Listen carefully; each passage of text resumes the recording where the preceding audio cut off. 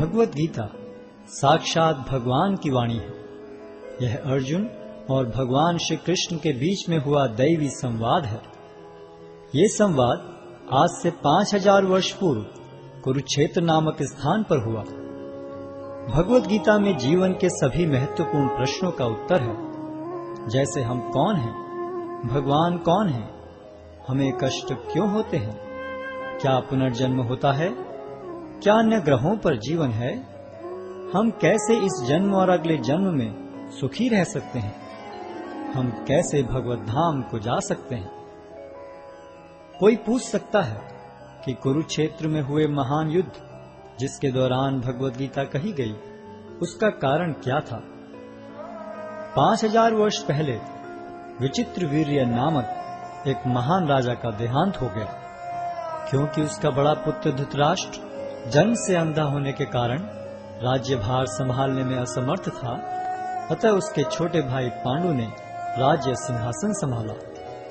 पांडु की मृत्यु के बाद उसके 5 पुत्र, जो पांडवों के नाम से विख्यात थे, जो नियमानुसार राज्य के उत्तराधिकारी बने, लेकिन पांडव भी बालक ही थे, अतः धृतराष्ट्र ने स्वयं राज्यभार संभाला। धृतराष्ट्र के 100 पुत्र थे, जो कौरवों के नाम से जाने जाते थे। जब पांडव बड़े होकर राज्य संभालने लायक हुए, तो वे संपूर्ण राज्य नहीं लेना चाहते थे, हालांकि वो उनका नियम संगत अधिकार था। वे राज्य को अपने चचेरे भाइयों के साथ बांटना चाहते थे, और इस प्रकार राज्य को पांडवों और कौरवों के बीच बांट दिया गया। लेकिन कौरवों में ज्येष्ठ दुर्योधन अपने भाग से संतुष्ट न था। वो संपूर्ण राज्य को स्वयं ही भोगना चाहता था। उसने पांडवों को मारने के लिए कई षड्यंत्र रचे, लेकिन वो असफल रहा। फिर उसने नियम के विरुद्ध संपूर्ण राज्य को हड़प लिया और पांडवों को राज्य से निष्कासित कर दिया। पांडवों ने फिर 5 गांव की मांग की। दुर्योधन ने उत्तर दिया, 5 गांव तो दूर, वो सुई की नोक के बराबर भी जमीन नहीं दे सकता।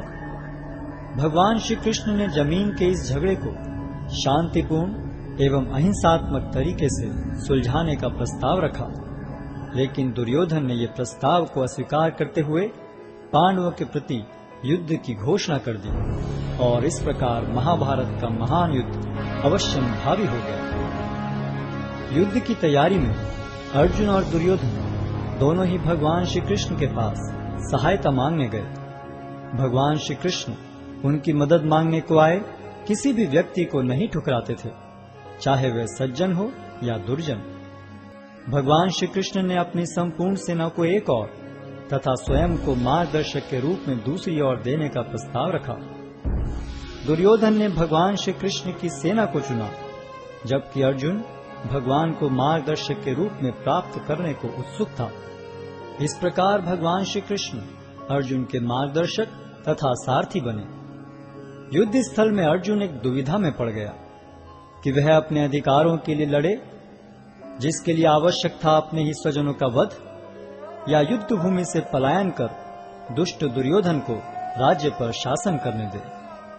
अर्जुन अपने को इस दुविधा से बाहर निकालने में असमर्थ पाकर भगवान श्री कृष्ण की शरण लेता है।